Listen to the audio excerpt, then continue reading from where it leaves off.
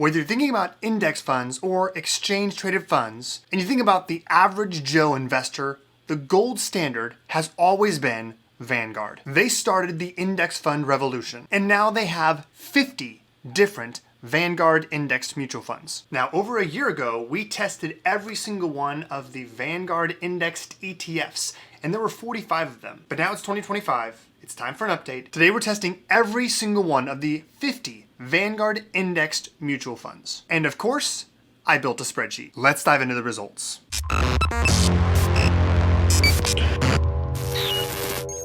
What's up, you guys? Welcome back to the Average Joe Investor channel. Here's the spreadsheet we created for this 2025 updated review. Now, again, we're talking about indexed mutual funds and not ETFs. There are quite a few investments that are very similar across both types of investments, but here we're only looking at the indexed mutual funds. By the way, this spreadsheet and all of the data and all of the hours that went into creating it is yours for free. Just click on the link down in the description below. We'll be adding additional iterations to this spreadsheet to make it even more valuable to average Joe investors. So make sure to get the initial copy and you'll be alerted when future copies are available. All right, so you can see here, 50 different investments here.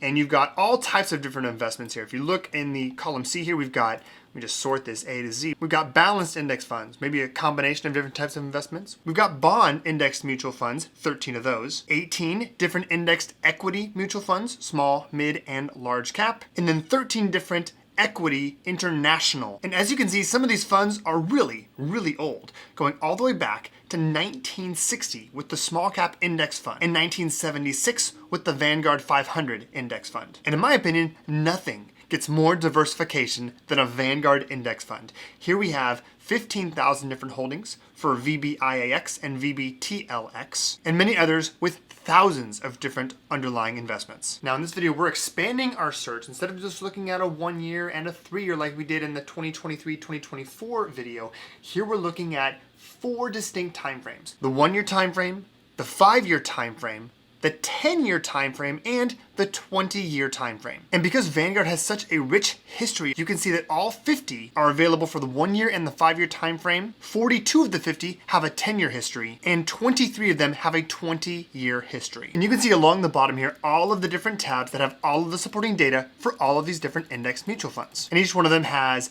the date, the time frame, the initial contribution, which is $10,000. This is the 20-year, the 10-year, the 5-year, and you just scroll across the 1 year and the original, all of the data available. We're going to dive into the data right now, and then we'll look at some really amazing graphs for all 4 time frames. All right, first time frame we're going to look at is the 1 year time frame. And this is going to be from August 1st, 2024 through July 31st, 2025. Here are the top 5 indexed mutual funds and their performance over this time frame. Again, we started with $10,000. Top results were VMGMX, or the Mid Cap Growth Index.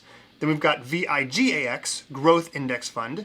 We've got VIHAX, which is the International High Dividend Yield Index Fund. Then VFTAX, or the FTSE Social Index Fund. And VLCAX, or the Large Cap Index Fund. The worst performers over this time frame were VLGSX, or the Long-Term Treasury Index Fund. Because again, this is going to include bonds, it'll include equities, it'll include balanced funds, etc. So just keep that in mind.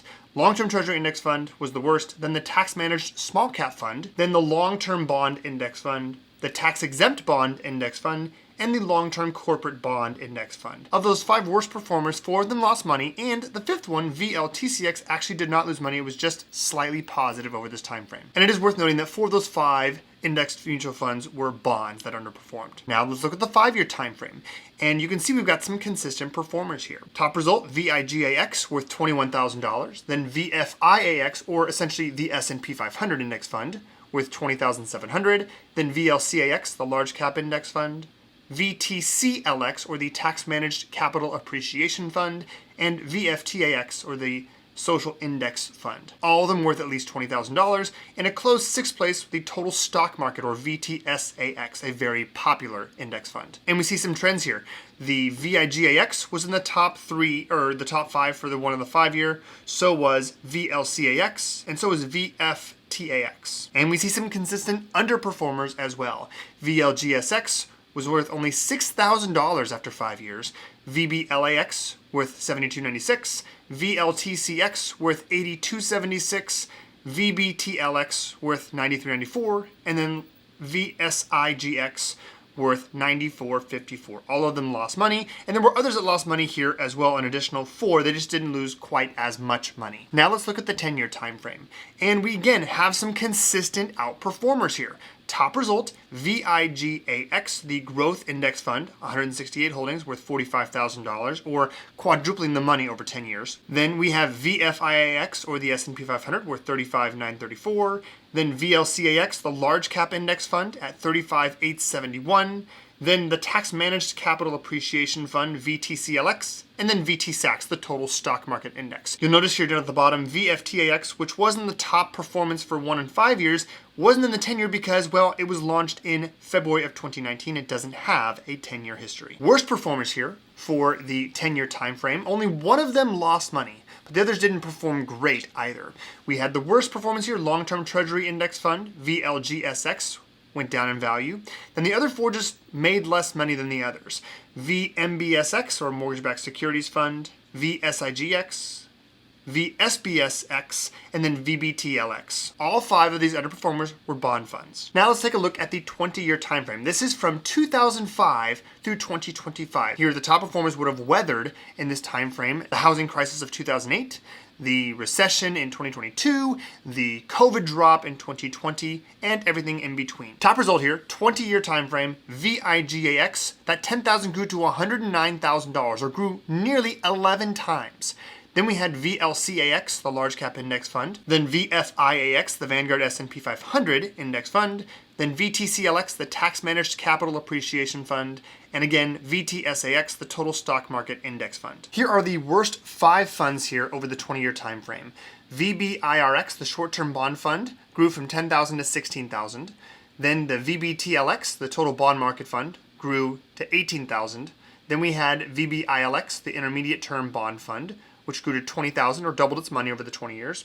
Then we had the Life Strategy Income Fund. It's a balanced fund at $20,716. And then the Life Strategy Conservative Growth Fund, which grew to $25,000. Really quick here, as we segment this out based on just equity, not including international, not including balanced or bonds, you can see the top results here very consistent. The worst performers, though, were down here. The Real Estate Index Fund, Small Cap Value, Small Cap Index Fund here, all were underperforming for the past year. If we look at the 5-year returns, top to bottom, the worst performers, again, we've already talked about the top ones. The worst ones here were real estate again, small cap growth, tax managed small cap, extended market, and mid cap growth, compared to, as we've seen most consistently, the large cap and the growth funds outperforming. Over 10 years, the worst performers here were real estate, right here again, tax managed small cap, and then we've also got small cap growth, small cap value, mid cap value. And then the worst here for the 20-year time frame, again, real estate, which was consistently one of the worst ones here. And then we've got tax managed small cap, value, small cap, index fund, and extended market index fund. Here's a look at the top and worst performing bond funds. There's only 3 for the 20-year. If we look at the 10-year time frame, we can see that the top results for bonds was actually right here: intermediate term corporate bond, short-term inflation protected securities or TIPS, long-term corporate, short-term corporate. Top ones here for the 5-year time frame was VTAP, VSCX, VSBX, and then VBIRX. And then for the 1-year, VTAP, VICSX, VSCSX, and then VBIRX. International generally fell in between most of the top and underperformers here, though we did have one high performer, the International High Dividend Yield Index Fund, for the 1-year time frame. The worst performance was down here: International Bond, International Dividend Appreciation, Emerging Markets, and Global ex-US Real Estate. Top performers here for the 5-year were International High Dividend Yield and Total World Stock Index Fund, 10,000 holdings in that one. And the worst performers down here, Total International Bond and Emerging Markets, ex-US Real Estate. Now here's all of that data graphed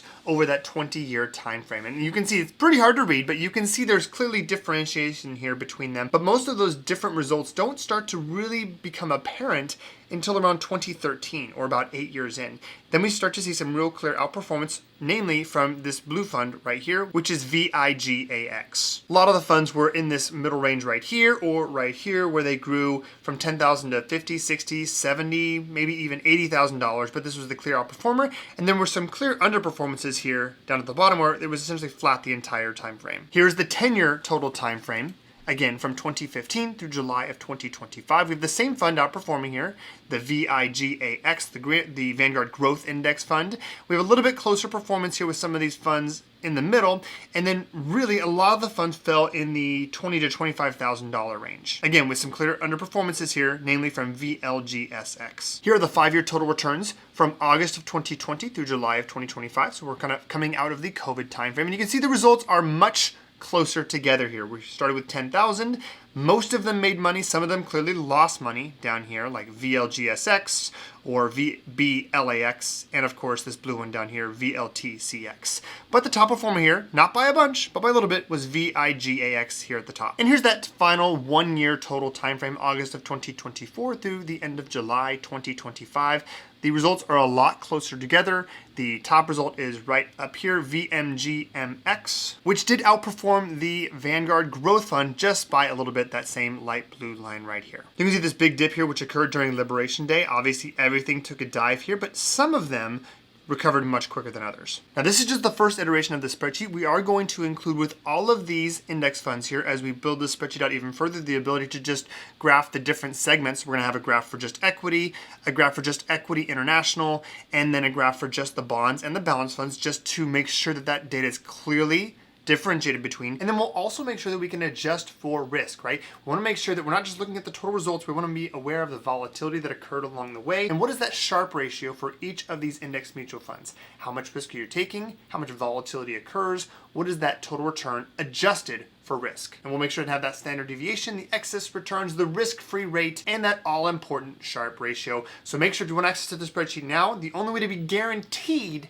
to get future iterations of that spreadsheet is to get the initial one right now. Click on the link for free down in the description below. On tap for next week, we've been back testing a lot of option strategies and ways to sell cash secured puts and sell options very conservatively and very safely. We've got that upcoming for QQQ, and we're gonna do all of the Vanguard indexed ETFs and do a 2025 update for those as well. Hopefully you found some value in this video. Make sure to leave your 2 cents down in the comments below. It's my goal to respond to as many of these comments as possible on the day I post a new video.